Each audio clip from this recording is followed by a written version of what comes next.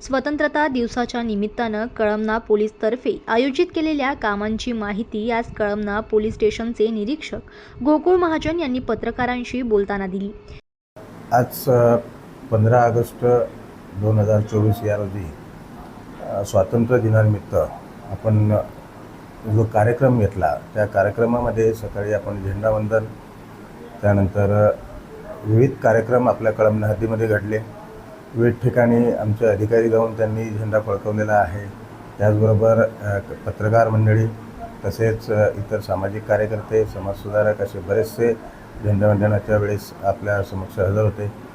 सर्वांना मी police Thane Kalamna police निरीक्षक या ठिकाणावरून सर्वांना एक महत्त्वाचा संदेश देतो की आजच्या नजीकच्या काळात आगामी येणाऱ्या विधानसभा इलेक्शन्स आहेत। तसेच आपल्या मिश्रवस्ती कळमना हद्दीमध्ये बऱ्याचशा ठिकाणी मिश्रवस्ती आहे।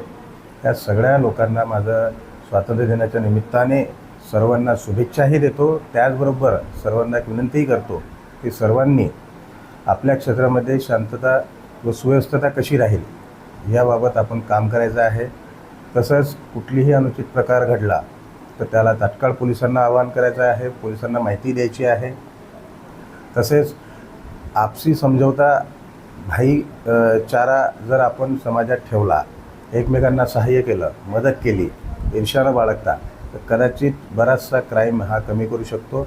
दोन धर्मात, दोन जातीमधील कुठलेही वादविवाद हे क्षणिक रागाच्या भरात आपण काही करून जातो, पण तसे न करता आपण कायदेशीर संवैधानिक मार्गाचा अवलंब करावा आणि पोलिसांना सहकार्य करावं।